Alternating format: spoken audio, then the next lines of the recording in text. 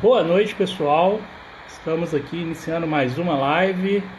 Dessa vez a gente vai conversar com o Marcelo Bastos, que é espeleólogo e guia em espeleoturismo. Vou esperar o pessoal chegar, esperar o Marcelo chegar para convidar ele aqui.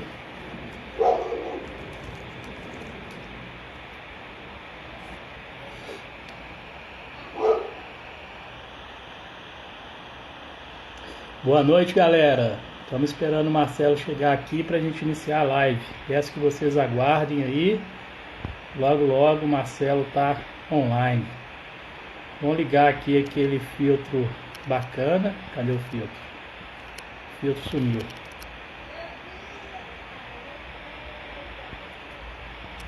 Cadê o filtro? Cadê o filtro? Cadê o filtro? Não temos o filtro. Vai ser sem filtro mesmo.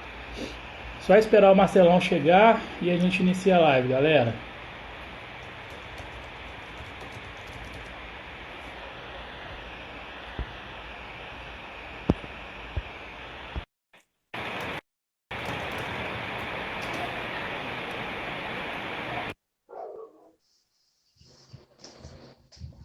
E aí, meu filho, bom? Opa, beleza? Tudo bom aqui na roça? Não sei se vai ficar muito bom não, porque na roça você já viu, né? Mas bora lá. A gente tenta, vamos tentar, cara. Vamos tentar que vai dar certo. Eu vou pedir aí para todo mundo que está na live para ter paciência se a conexão cair, porque o Marcelo está numa vida boa na roça lá, então a internet dele não é tão boa, não é isso? Beleza, Luiz? Beleza, Marcelão. Bom, pessoal, estamos aqui com o Marcelão, esse cara aqui, ó. Ele é espeleólogo, guia em espeleoturismo, e a gente vai bater um papinho aí sobre o mundo da espeleologia e do espeleoturismo. Marcelão, se apresenta aí, cara. Quem é você? Boa noite, turma. Eu sou o que a galera chama da turma dos dinossauros, do montanhismo, da espeleologia nem tanto, né? Da espeleologia tem a turma do NAI, na qual eu estou aqui hoje por eles, o Marco Antônio, o Nelson, o Maurício Cravo, essa turma.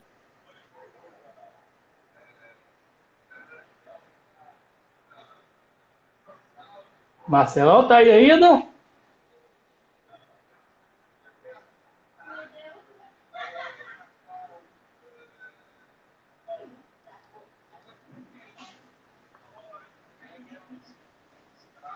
Né, mas eu sou um apaixonado pelo montanhismo e pela espeleologia, principalmente pela espeleologia, que está mesmo no meu sangue, né? Sangue cástico da Aham. região de Santa. Bacana. Marcelo, deu uma quebrada aqui na conexão. Você tá aí ainda? Sim, estou aqui.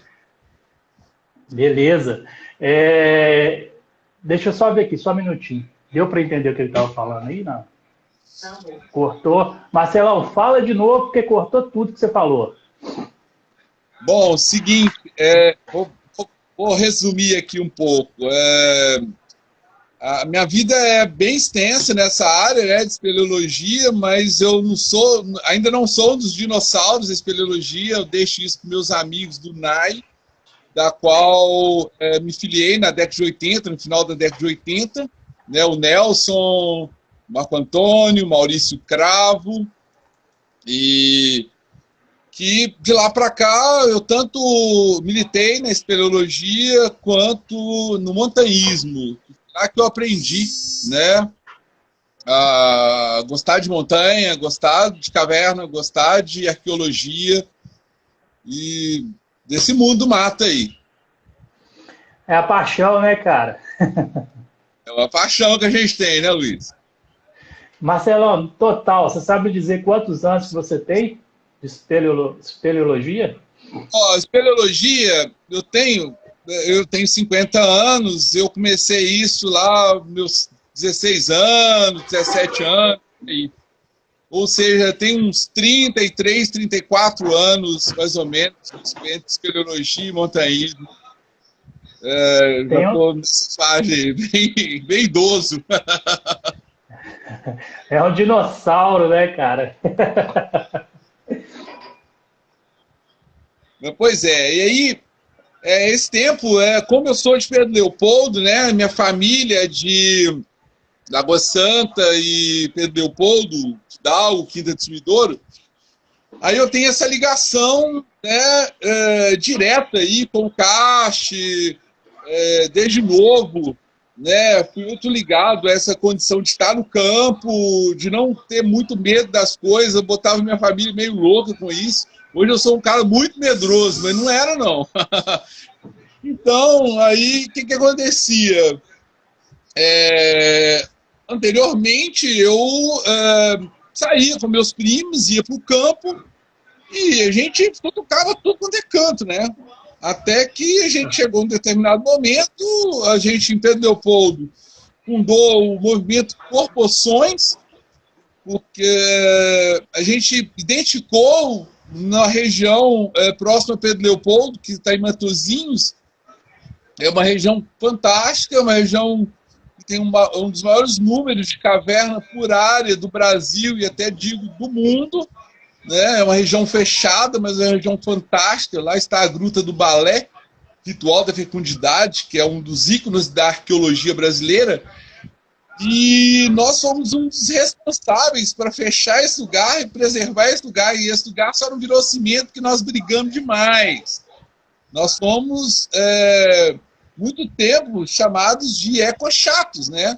Isso lá na década de 80. Nós fomos muito ecochatos. Pegamos muito o pé das cimenteiras, das mineradoras. E aí isso foi o princípio. Aí foi o princípio da luta, do conhecimento. Para lutar, a gente tinha que conhecer bem, né, os domínios do Cache. E aí a gente, ao longo do tempo, a gente foi ampliando os domínios, né? Do conhecimento, da luta, desenvolver o turismo na região e etc. Vocês pisaram no calo de muita gente forte, né? Muita. A gente sofria, a gente era perseguido, né? Pelas cimenteiras, pelas multinacionais, todo mundo de olho na gente, mandava jagunço atrás da gente, era uma coisa louca. Né? Mas hoje, o que resultou isso para... Agora conta para a galera aí, o que resultou nisso aí, essa batalha aí para a região de Lagoa Santa, de Sete Lagoas, não, de Lagoa Santa. A gente nasceu, né, essa luta que a gente começou foi mais ou menos a mesma época do início da construção do aeroporto de Confins, né? E a gente, nós muito jovens, nós pegamos o final da luta e fomos influenciados pela turma que lutou para a não construção do aeroporto de Confins, que soterrou vários sítios arqueológicos, paleontológicos, alterou drasticamente todo um sistema cástico, né? Todo o clima da região. Tivemos várias alterações na região que, para a maioria das pessoas, elas não perceberam isso porque elas não vivenciaram isso, não estudaram sobre isso, mas a gente vivenciou já o aeroporto implantado e ainda a luta da turma que brigou para não ter o aeroporto para conquistar o direito da compensação ambiental do aeroporto, né? E aí a compensação ambiental do aeroporto, a princípio, foi o Parque Estadual do Sumidouro, que naquela época, né, a gente, muito jovem, a gente não compreendia bem, mas já sabia que tinha.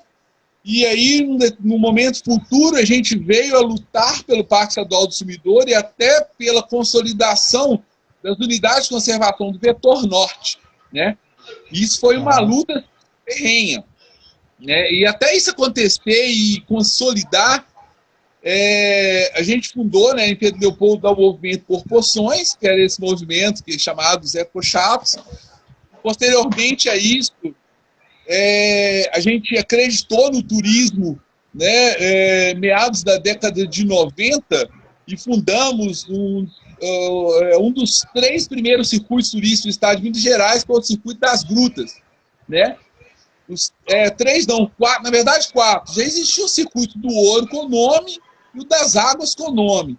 Mas aí o Ouro se posicionou, as Terras Altas da Mantiqueira também se posicionaram, ou Terras Altas da Mantiqueira e o Grutas, né? A gente se identificou em meados da década de 90, perdoe-me, meados da década de 90, e aí começou sim uma luta, né, para desenvolver o turismo no estado de Minas Gerais e proteger e desenvolver o turismo da nossa região, né? As grutas. E o que compreende hoje aí o Circuito das Grutas? Bom, para falar do Circuito das Grutas, a gente tem que lembrar da APA Lagoa Santa, que é uma APA federal, né, que está aqui na região do Circuito das Grutas, está lá entre os municípios lá de Lagoa Santa, Confins, Pedro Leopoldo, Matozinhos, Prudente Moraes e Funilândia. Essa APA foi criada também em cima de uma grande luta para consolidar o miolo disso tudo, que é a região da Terra de Luzia, né? O berço dos esqueletos mais antigos das Américas, né?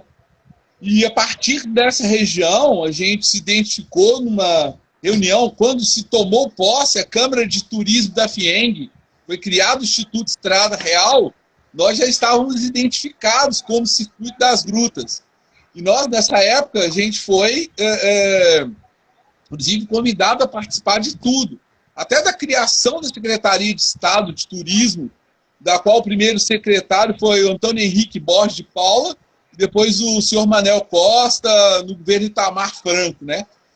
E esse momento foi um momento, assim, bastante promíssorio para a gente, porque a gente desembolou, isso cresceu bastante. O Circuito das Grutas foi criado em Matozinhos, né? Depois cresceu por toda essa região, até a região de Cordesburgo, Sete Lagoas. Hoje vai muito mais, hoje vai até Jequitibá, vai a Baldim, né? E hoje são vários outros municípios aí que estão nessa instância de governança, nessa territorialidade turística, né? Entendi. Agora, Marcelo, explica para a galera aí o que é espeleologia, né? Qual a importância da espeleologia e, basicamente, o que seria, né, essa atividade de espeleologia. Beleza. Bom, a espeleologia, né, é a ciência que estuda, né, as cavernas, que estuda as formações, o desenvolvimento de cavidades nas formações geológicas, né? E a espeleologia, ela foi fundada na Espanha e na França, né? Uns defendem na Espanha, outros defendem na França. No final, aliás, no início do século XIX, né? Alguns falam que foi o Alfred Martel, mas há controvérsias, há outros institulam-se os pais, né, da espeleologia. E daí por diante, né, a Europa crescente nas ciências naturais, aí se tem essa condição da exploração de cavernas. E as montanhas e as cavernas, elas foram exploradas mais ou menos conjuntamente, na mesma época, né? E no Brasil também se desenvolveu na mesma época, né? Com a vinda das missões europeias e o montanhismo na Europa já era um fato consumado, vieram, a pedido da coroa brasileira, né, de Dom Pedro II, vários naturalistas, né? Dentre eles o Peter Lund, que a gente fala que é o pai da espeleologia, né? E o pai da arqueologia, da paleontologia. E o Lund, a princípio, foi quem, a princípio, mostrou para o mundo a importância dessa região e a importância da arqueologia, paleontologia e da espeleologia. Ele teve como seu braço direito, né, a gente fala que é o verdadeiro primeiro espeleólogo, Peter Andreas Brandt, que era um norueguês que desenhava muito bem e mapeou a Gruta de Maquiné com uma perfeição muito grande, né, em 1840, 38 ou 40, se não me engano, né? Tanto que o mapeamento, quando foi feito pela Sociedade Excursionista Espeleológica de Ouro Preto, já em meados da década de 40, já com instrumentos, já com bússola, clinômetro, o Brandt foi tão perfeito sozinho que era muito parecido os dois mapeamentos, né? Mas a espeleologia, ela não só estuda os fenômenos físicos, ela estuda também a biologia subterrânea e ligado também aos estudos externos, né? Não apenas do endocaste, né, do caste subterrâneo, mas também do caste externo, do endocaste, da paisagem, que também estão inseridas os abrigos, né, os sítios arqueológicos e a própria paisagem. Para entender a formação subterrânea, a espeleologia também interpretou a paisagem externa, a superfície terrestre. Lembrando também que todas as rochas, né, existem cavernas. Então, algumas com mais frequência, outras com menos. As mais duras, né, as rochas basálticas, as rochas plutônicas, você tem menos cavernas, e já as rochas sedimentares você tem mais, porque são rochas mais suscetíveis à erosão, que é o nosso caso da região arqueológica da Água Santa, né? Que tem rochas sedimentares marinhas, criadas durante a Pangeia, né, entre 500 e 900 milhões de anos atrás, que é essa deposição marinha, né, do mar Bambuí, desse mar interior, e a partir daí o planeta passou por sucessivas alterações climáticas e glaciações. A gente já foi coberto de gelo aqui, e foi descoberto, virou deserto, foi muito quente, depois foi frio de novo, e passando por várias alterações climáticas, né? Até chegar ao atual, né? A gente, com esse número de cavernas incrível, não é o maior número de cavernas do Brasil, por área, já foi essa região, né? Mas a gente, hoje, por exemplo, antigamente, né, na época que a gente começou, a gente tinha orgulho de dizer que a região de Lagoa Santa tinha mais de 600 cavernas, era um número, uau, todo mundo falava, né, uau, 600 cavernas, uau, né? E a gente trabalhou em umas regiões aí no norte de Minas, em uma propriedade só, a gente achou 600 cavernas em 4 meses de trabalho. É uma coisa absurda. Mas ainda assim, na nossa região, nós temos uma condição ambiental que propiciou aí a preservação, né, desse período passado, né? Tanto preservou ossadas de grandes mamíferos do período Pleistoceno, quanto também ossadas humanas, né? Tanto que nós somos a terra de Luzia, né? Que é o esqueleto humano mais antigo hoje da América do Sul. Nós éramos, até bem pouco tempo, e perdemos a oportunidade de dizer e afirmar isso para o mundo, né, nós mineiros, porque Luzia não é só da nossa região, ela é de Minas Gerais, ela é do Brasil, ela é do mundo, de dizer que aqui é o berço da arqueologia das Américas, hoje é da América do Sul, né? Até quando, eu não sei. Pode ser que seja, que a gente já tenha perdido esse título. Mas assim mesmo, a Luzia é um marco, como foi a luz na África, sendo da raça humana, né, o esqueleto humano mais antigo por muitos anos. E ainda hoje a gente tem a maior coleção de esqueletos humanos, né, das Américas, com essa idade, próxima a 10 mil anos, né? com essa proximidade. Tem para mais um pouco, tem para mais um pouco, tem para menos, né? Por exemplo, na região de Matosinhos, você tem esse maior número hoje, né? Está sendo feito um trabalho exemplar, iniciou-se no início da década de 2000 pela Universidade de São Paulo, pelo Dr. Walter Neves, da qual eu tive a oportunidade de trabalhar com ele nas primeiras investidas e escavações, que me trouxe até muito conhecimento e abriu muitos caminhos para mim na vida, para entender um pouco mais o tamanho que era essa região arqueológica de Lagoa Santa. E aí eu saio um pouco da APA e passo a falar um pouco mais de mesorregião. Sair até um pouco de espeleologia para falar um pouco da região arqueológica de Lagoa Santa, né, que também se confunde aí um pouco com a espeleologia, porém, eu vou falar um pouco de arqueologia, porque é uma coisa que é paixão também, né? A região arqueológica de Lagoa Santa é esse berço da arqueologia americana, que aqui se começou tudo, aqui se descobriu, e a Europa até então não tinha tanto conhecimento nem sobre arqueologia, nem paleontologia. No mundo não tinha esse conhecimento, se iniciou aqui.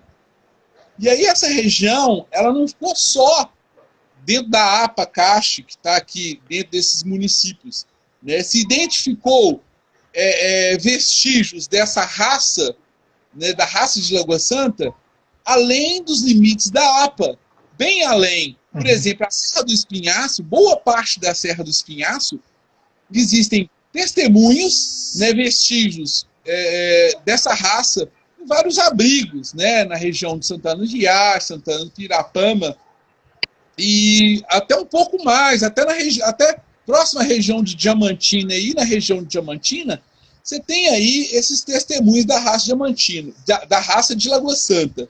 Já isso ao norte. Já ao sul, a gente tem no quadrilátero ferrífero esses testemunhos, né, que não estão tão evidentes, né, na forma que as pessoas costumam enxergar sítios, né, que é pintura rupestre. Todo mundo vê sítio, pintura rupestre.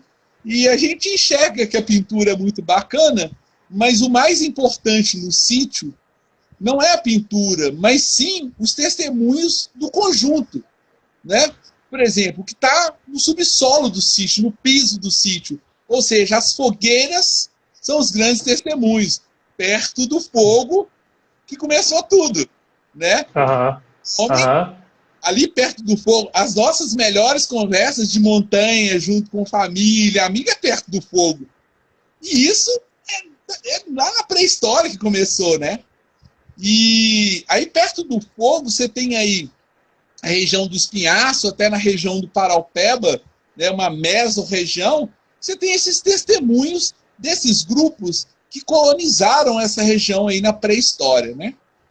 E até costumo dizer, a Diamantina ali está um divisor que a partir de Diamantina você tem outros grupos que estão ali no médio-baixo, Rio das Velhas, médio-baixo, São Francisco, até chegar no médio São Francisco.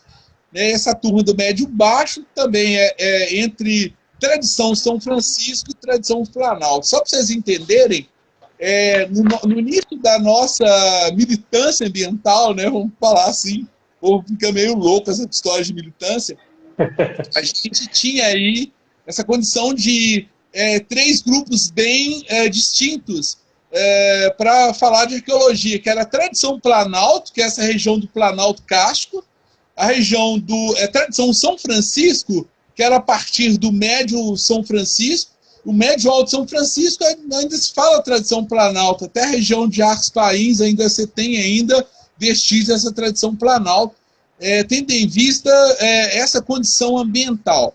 E aí você tem a tradição Nordeste. Hoje a gente tem várias outras divisões de cultura e tradição arqueológica aí pelas regiões brasileiras. E tem lá no norte do país, tem no centro-oeste, que são belas tradições que não é o caso da gente falar agora. Mas a gente aqui tem alguns testemunhos, né, dessa tradição, a maior parte, a tradição São Francisco, né, da tradição Planalto, na sua maioria, tem um pouquinho de tradição São Francisco, em alguns poucos sítios, e até um muito próximo da minha casa, a Lapa do Padre Bosque, da região de Itaparaçu de Minas, tem um testemunho, e você tem no meio lá da APA de Lagoa Santa, você tem um testemunho assim, da tradição planal, da tradição São Francisco. E você tem também a tradição que a gente fala que é a tradição balé, que é um grupo bem distinto, né? Que é o grupo que pintou o ritual da fecundidade, né?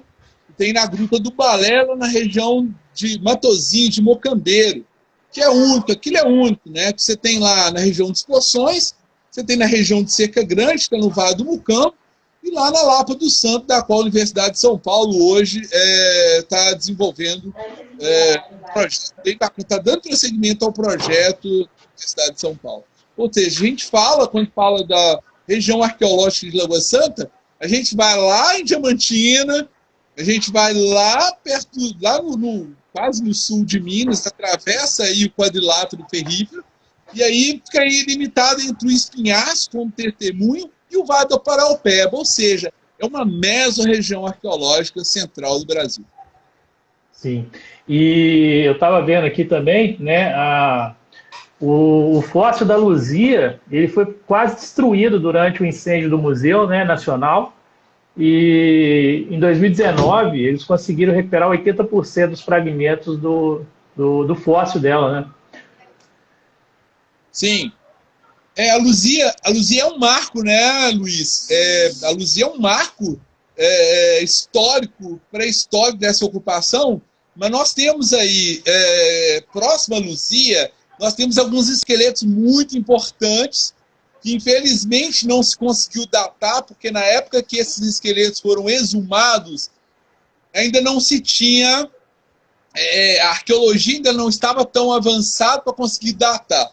A Luzia entra nesse arco, porque ela foi exumada na década de 70 pela Missão Franco-Brasileira, na qual participaram Walter Neves, a Rosângela Albano de Lagoa Santa, o doutor André Proust, da Universidade Federal de Minas Gerais, dentre outros fantásticos cientistas mineiros e brasileiros, e os franceses, né? Mas, anteriormente, foram descobertos o Homem de Confins, que possivelmente poderia ter sido até mais antigo que a Luzia, porém ele ficou exposto, ele perdeu algumas características de conservação ambiente, né? O próprio Homem de Pedro Leopoldo foi descoberto antes da Missão Franco-Brasileira, que é uma história super legal, né? Existe, entre Pedro Leopoldo e Lagoa Santa e Confins, existe a Lagoa Funda, da qual tem um sítio muito importante, da qual a missão norte-americana e da Universidade do Paraná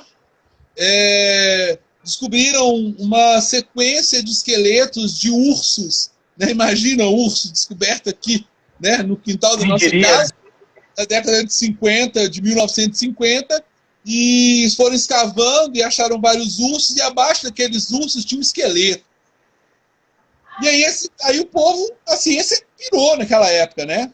Só que ainda não se tinha por aqui o carbono 14 e esse esqueleto ficou exposto e perdeu aquelas suas características. Mas até então, com essa descoberta do Homem de Pedro Leopoldo na década de 50, a ciência entendeu que o homem coexistiu sim, igual Lund atestava no século XIX, com a fauna extinta, com a megafauna.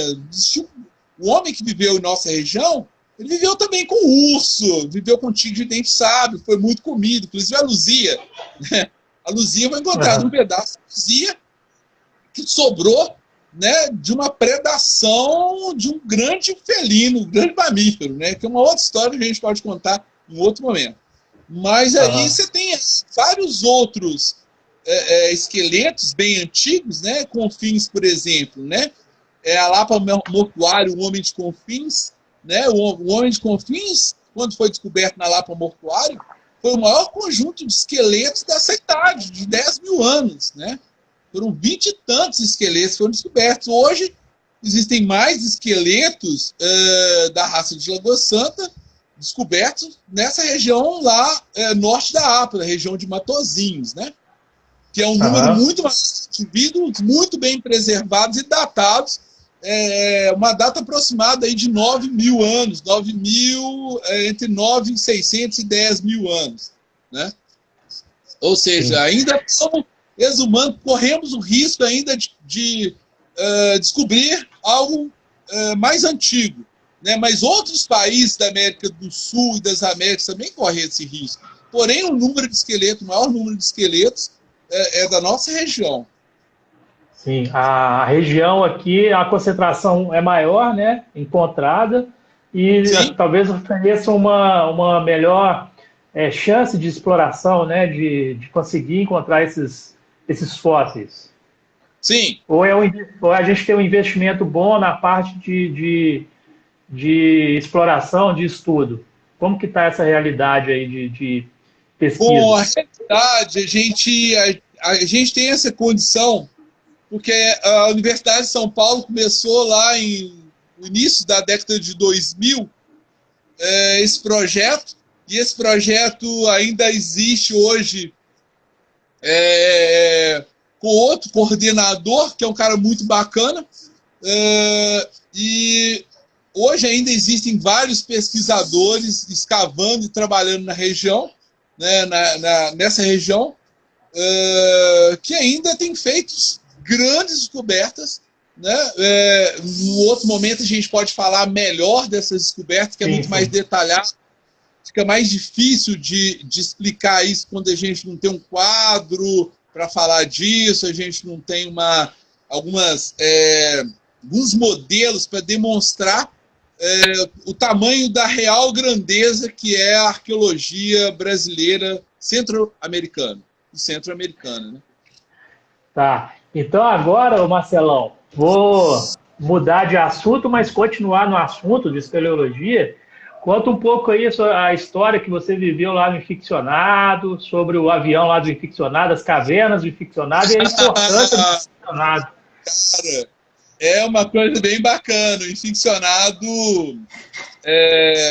final da década de 80, a gente, junto com o Fabinho de Santa Bárbara, né, que era proprietário da primeira loja de montanhismo de Minas Gerais, da Monte Camp, que ficava ali na Praça Savassi, né? E ali a gente comprou com muita dificuldade a primeira mochila, a primeira botina, porque até então eram umas botinas horrorosas que arrancavam a sola com a gente aí no meio do mato. Era muito engraçado isso, né, cara? Porque a gente era muito amador e a gente só consegue chegar num nível de sofrer menos na montanha, no mato, na caverna, sofrendo muito no passado. Ou seja, se você não sofrer muito, não ter um bocado de bolha no pé, não tiver a coluna torta, não tiver tomado 1 milhão de picadas de carrapato, você não vai aprender muito, não. Aí tem que sofrer. Caraça. As nossas primeiras investidas não foram no Caraça, foi no Cipozão, mas na nossa região a gente andava, e no Caraça, no final da década de 80, início da década de 90, foram nossas primeiras investidas, e primeiro no Pico do Sol, né, naquele abrigo do Pico do Sol, e depois, como tinha caído um avião lá nessa época, a gente foi convidado pela turma lá para ajudar a tirar a lixaiada do avião de lá. Aí começamos a tirar o avião, desmontar aquele avião, e nesse meio tempo, aquela grutinha do Inficcionado, a gente começou a fechar a grutinha com pedra e montar uma cozinha dentro da grutinha e fora com peças do avião. Várias foram levadas, e várias a gente desceu também e virou sucata. Mas a gente montou aquela estrutura da grutinha com peças do avião. E descemos várias vezes com um pedaço de avião, até a gente desmontar o avião todo, tirar quase tudo. Ficou lá poucas coisas, eu não sei como é que está a condição hoje, se tiraram tudo. Mas aí terminamos o avião, aí não, temos que arrumar alguma coisa para fazer nesse caraço aqui, porque aqui é muito bacana. Mas aí surgiu a condição que a gente já conhecia, algumas grutas do Caraça. A gente só não tinha know-how para explorar algumas, mas, né, a Gruta do Centenário, a gente tinha vários acessos, e acesso de alto risco à Gruta do Centenário, Sim. que a turma do colégio do Caraça tinha o batismo de subir a montanha e ir para lá tomar vinho. Vinho do Prado, outros vinhos, né? Com isso, os caras deixaram lá muito vidro, muita garrafa, quebraram muita garrafa, deixaram muita garrafa. E aí a gente começou esse desafio, vamos tirar essas garrafas de lá. E começamos a labuta de tirar a garrafa da região lá do Inficcionado. No Sol também tinha muita garrafa, mas lá na região do Inficcionado tinha muito mais, né? A gente subia assim, com o mínimo possível para dormir na grutinha, para atacar no outro dia, subia geralmente sexta-feira no final do dia, os padres permitiam, chegava lá à noite, né? A gente já estava bem tarimbado para andar naqueles cantões lá de serra, e aí no sábado de manhã já saía de lá com cargas pesadíssimas de caco de vidro, né? Subia até o pico, e alguns ainda, né, uns mais desequilibrados, se no domingo de manhã ainda tiravam mais carga de garrafa para a gente, beirando a hora do almoço, descer com as mochilas num peso, que era uma coisa absurda, né? Nada próximo aos Sherpas, mas uma coisa absurda. O fundo da mochila, com caco de vidro moído, era uma coisa de 15 quilos de caco de vidro, fora o material que a gente levava. Tinha mochila que ser com mais, né? E era muito, para ter até aquele funcionário com 15 quilos na costela, acabou calejado. Quando a gente era novinho, né, não tinha esse problema, né? E mais velho que a gente vai sofrer a coluna, os raios daqui, aí acolá. Mas vai enferrujando. Foram bons momentos, até os momentos mais próximos ao presente, que a gente já tinha know-how e equipamento para descer algumas cavernas bem profundas da região, e cavernas hoje estão dentro, são as cavernas mais profundas em quartzito do mundo, né? Boqueirão tem 420 metros de profundidade, desnível máximo. Tem cachoeira de 100 metros, mais de 100 metros dentro do Boqueirão. A própria Gruta do Centenário tem cachoeira de 100 metros dentro da caverna. Dentro da caverna. É um outro desconhecido da maioria de nós. Sim. Você falou sobre pedaços do avião. Eu tive lá no Inficcionado ano passado. A porta ainda continua lá na caverninha. E pedaço de avião, cara.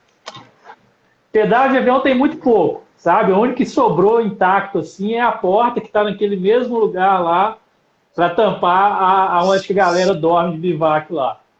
E o pedaço do flap, que a prateleira tá lá ainda, e há tempo que eu não vou lá. Tá lá também. Mas essa história das garrafas aí, cara, eu não sabia que era tanta garrafa assim não, velho. Nossa, morou. Ó, vou te falar, foi mais de ano tirando garrafa de lá. Caramba, vocês levaram mais garrafa que os destroços do avião, então, velho. Sem dúvidas. Sem dúvidas, Luiz Gabeto, sem dúvidas. Legal, cara. Agora me conta um negócio. Ó, a gente tem 20 minutos de live, já passou 40 minutos, passou rápido. Agora fala pra galera aí sobre o espeleoturismo. Você que é guia de espeleoturismo, fala pro pessoal sobre a atividade. Não é tão difundida, né? É mais pro lado aí das escolas e tudo mais. Então conversa com o pessoal aí. Enquanto você vai falando, eu só vou aqui na cozinha e já volto. Beleza? Pode ir falando. Beleza. Então, o espeleoturismo, ele surgiu junto, claro, com a atividade turística. A gente tem aí na região as 3 primeiras grutas abertas ao turismo no Brasil: Lapinha, Maquiné, Lapinha e depois Rei do Mar, né? Depois tivemos grutas no Petar e outras aí, em outros cantos do Brasil. Mas essa condição de guia de espeleoturismo, né, ela começou, como toda profissão, começou muito amadoramente, né, com essa turma dessas grutas, né, e além dessas grutas, nas outras grutas da região, né, no Petar, né, tem um histórico super bacana de condições espeleoturísticas, eles avançaram bastante e foram bem além da gente, mas a gente começou, né, com os grupos de espeleologia, além de visitar a caverna, a gente começou nessa condição bem amadora de levar nossos colegas de escola, a pedidos dos nossos antigos professores, para visitar algumas grutas. Eu, por exemplo, sendo de Pedro Leopoldo, eu levei muitos colegas, fui com muitos amigos e fui com muitos especialistas na minha adolescência na Gruta do Baú, da qual pertenceu ao meu avô, né? Hoje muito conhecido por escalada, aquela coisa toda. Aquela região ali é dos meus ancestrais, foi dos meus ancestrais, né? E pertenceu ao meu avô. E ainda na minha adolescência, ainda pertenceu aos meus tios, que depois venderam e coisa e tal. E aí, aquilo foi o quintal da casa do nosso playground, né? E eu conheci muito bem a gruta, depois vim conhecer cientificamente, e ali começou a minha carreira bem amadora de condutor de cavernas, né? E aí a gente levava a turma do Colégio Pedro Leopoldo, de algumas escolas da região, de Lagoa Santa, lá da Lapinha, né, de Confins, de Matozinhos, para visitar algumas grutas, como a do Baú e outras.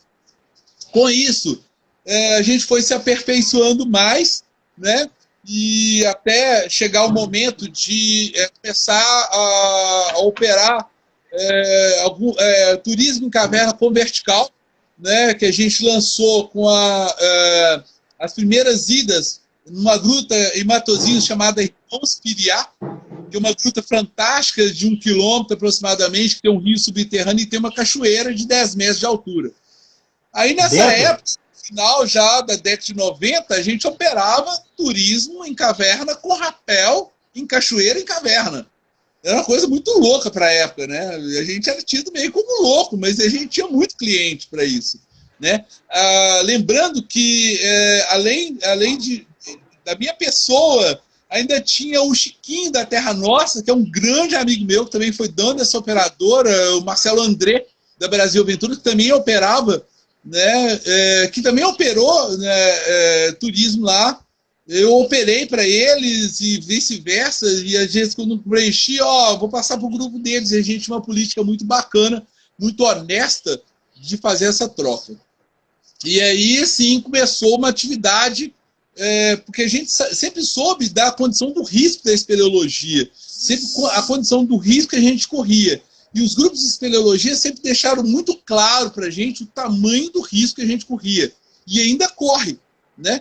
Quando a gente vai para uma região nova, explorar a caverna de uma nova fronteira, eu já passei por muito isso na minha vida, né? Explorar uma nova fronteira, a gente sabe o tamanho do risco.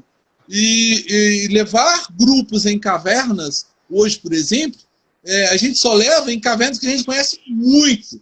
E mesmo assim, a gente quando fala, né? Você tem um traje campo completo. Mas você tem o traje campo completo de montanha e você tem o traje campo completo de espeleologia, que é bem além da montanha, né? Você tem 10 plano B, né? Se você tem uma lanterna na montanha e talvez uma de reserva, 2 lanternas, a gente tem, quem está começando tem 10.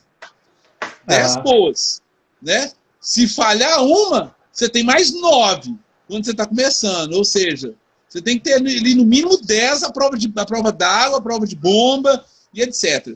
E aí você ainda tem essa condição que as cavernas horizontalizadas, a maior parte, grande parte, a maior parte não, porque num país que tem mais de 10 mil cavernas e a gente tem o dobro de potencial para descobrir ainda, ou seja, a gente pode chegar em mais de 20 mil cavernas apenas no Brasil a serem descobertas. No futuro, né, a gente hoje é uma coisa louca, a gente fica muito mais atrás de cavernas verticais, cavernas mais difíceis, cavernas mais técnicas, né? A última bem legal que a gente descobriu, a turma descobriu, foi em Sete Lagoas, né? Já muito futucada, que a gente fala, né? A Serra de Santa Helena. Cobrimos 2 cavernas com mais de 100 metros de profundidade da Serra de Santa Helena, e foi uma coisa assim fantástica. Para nós foi fantástico, porque né, na hora que todo mundo acha que o potencial acabou, não, ainda existe. E uma outra condição é o seguinte, aqui no Brasil já tem umas cavernas com operação vertical, inclusive certificadas, que é o Abismo de Anhumas, né, que eu acho que assim, todo mundo que gosta de vertical deveria conhecer Anhumas, né, que é uma caverna fantástica, tem uma estrutura fantástica, não é barato, mas é seguro, sabe? É uma coisa, caverna você tem que ter muita segurança, você tem que assim, ó, já sair com o cara falando assim, ó, você vai, mas você está correndo risco, tá? E fica esperto. O risco é alto, né? Mesmo, muitas vezes, uma caverna plana.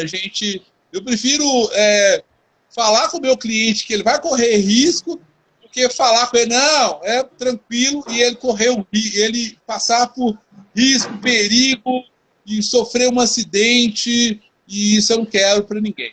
Ou seja, hoje eu prefiro levar pessoas iniciantes em cavernas planas, cavernas com menos acidentadas, aí depois sim, vai fazer um curso de técnicas verticais, e aí sim, vamos descer abismo, vamos descer cachoeira em vertical, que é uma coisa que antigamente a gente, quando mais novo, a gente não tem muito essa noção de riscos e perigos que a gente tem agora. E o espeleoturismo hoje, existem normas, tanto normas para uma simples caminhada, quanto norma para o espeleoturismo.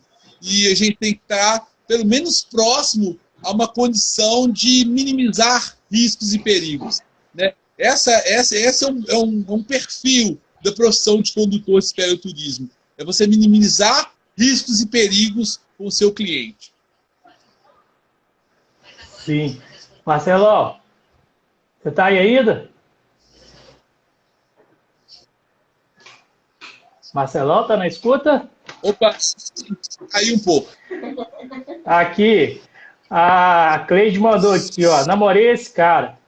Ele me trocava pelas cavernas.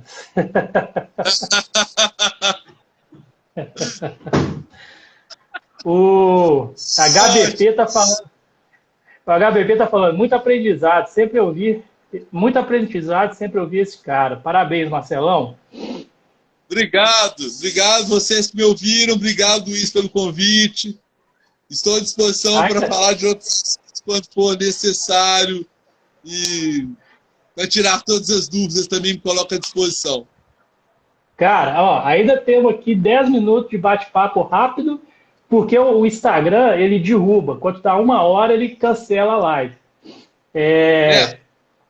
Cara, você deu uma aula aqui, teve gente que falou que você deu uma palestra e muito bom, velho. Obrigado. Parabéns. Pra galera aí que entrou, que não conhece o Marcelo é um cara que pela live aí já deu para ver que o histórico e o currículo dele é excepcional. E ele trabalha também como guia, né, Marcelo, de montanha e de espeleoturismo mais voltado para escolas, não é isso? Isso. A gente trabalha com... eu tenho feito um trabalho já há vários anos, né? Eu acho que é um pouco menos risco, né? Com crianças, porque eu acredito muito na condição da educação. Mas trabalhar com criança é uma condição que você tem a possibilidade de levar o conhecimento além das crianças para o pai das crianças, sabe? Realizo esse trabalho com crianças há mais de 20 anos, né? Tem alguns sítios arqueológicos que eu levo criança há mais de 20 anos, crianças de outros estados aí da nação. E eu tenho clientes, por exemplo, de escolas que estão, desde esse período que eu comecei a fazer esse trabalho, né, eles ainda estão com a gente, né? E aí, o que acontece? Falar de arqueologia brasileira, a gente fala com um orgulho muito grande. Falar da espeleologia brasileira, a gente fala com orgulho muito grande. Porém, nessa condição de tratar turismo pedagógico e turismo científico, né, é uma condição que nos dá, assim, cria um know-how um pouco diferente, sabe?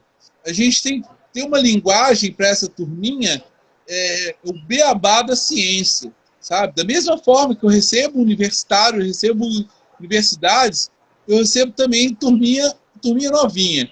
E aí a gente tem uma condição de tratar o turismo científico ensinando os primeiros passos da história da geologia no planeta. A gente dá os primeiros passos da história da geologia no planeta para chegar na condição da região arqueológica de Lagoa Santa, com uma condição de receber o visitante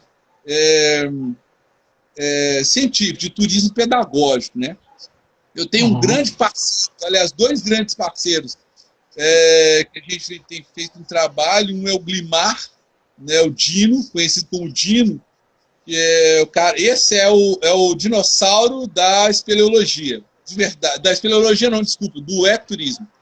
Ele mais o Hélio Rabelo foram donos abriram a primeira agência de ecoturismo de Minas Gerais.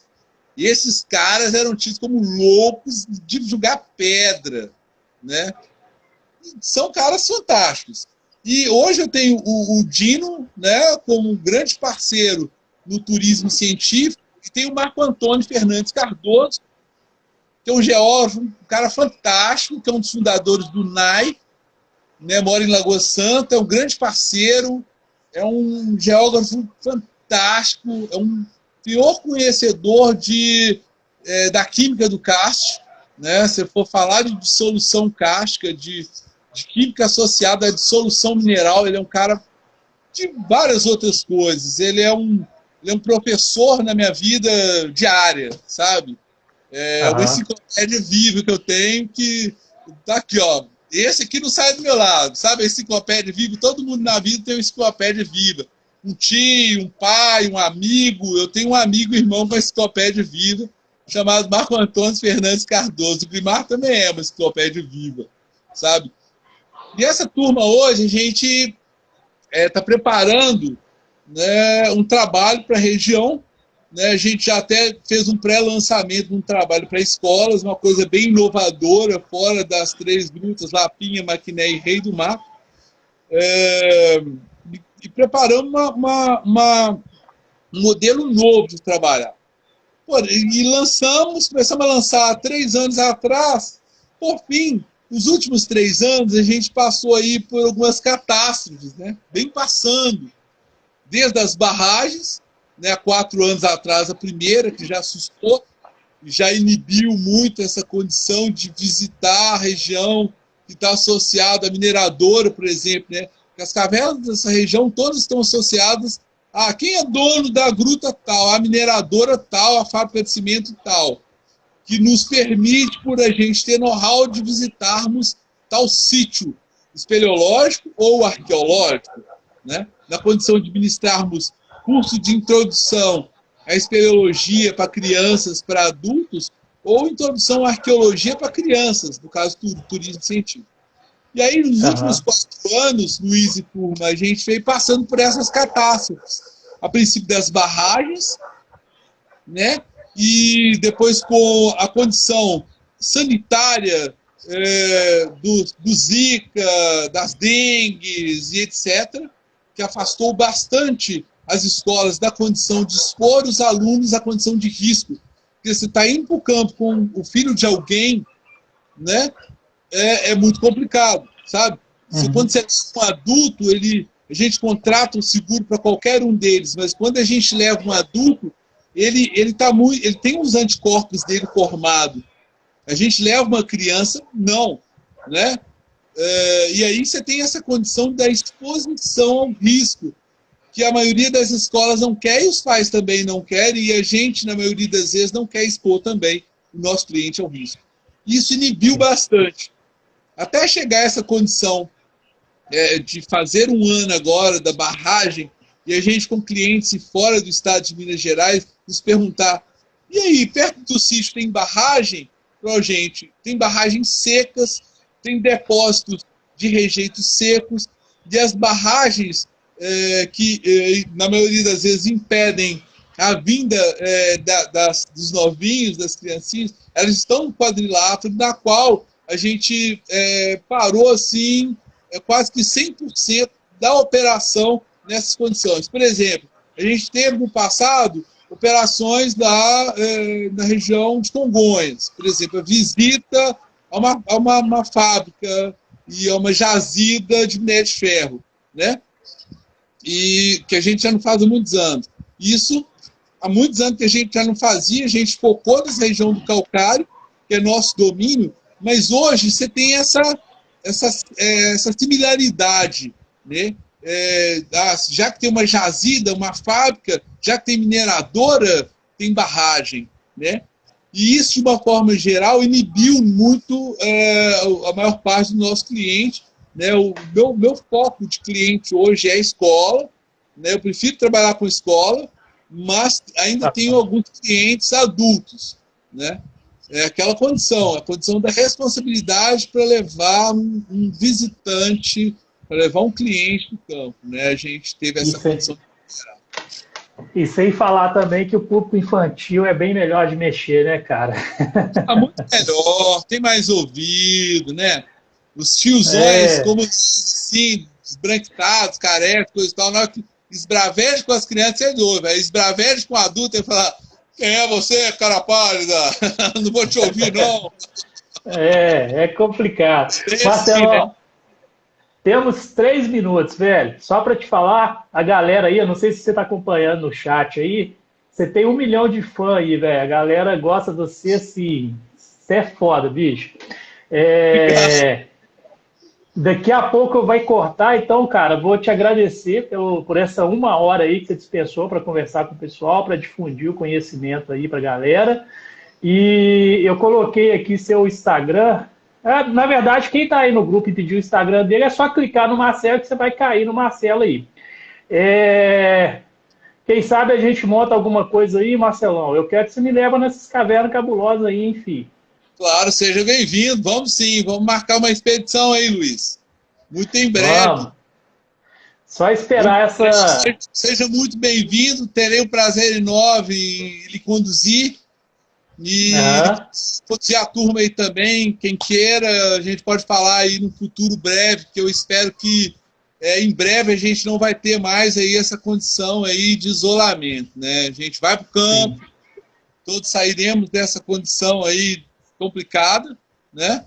E se Deus quiser, vamos para o campo em breve, muito em breve. Isso aí, agora é a hora da gente se cuidar e ficar quietinho. Claro, claro. Claro, isso aí, Luiz. Muito obrigado. Foi ótimo falar com você. Foi um pouquinho do meu conhecimento. Eu tenho diante desse universo, não sei ainda nada. Estou a fim de aprender muito com você, com a turma aí toda também. Eu acho que cada dia que faça, cada amigo que a gente faz na vida, a gente conhece mais, a gente aprende muito mais. E é isso, a troca é que vale. A troca do conhecimento é que vale para o ser humano. Nossa passagem aqui, ó, é rapidinha, é rapidíssima diante desse universo, né?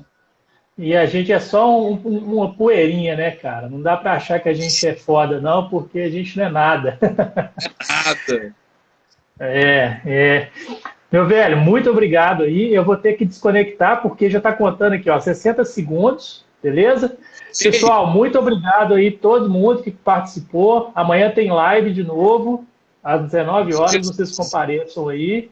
E Marcelão, valeu, meu velho. Valeu, obrigado, Luiz. Forte abraço.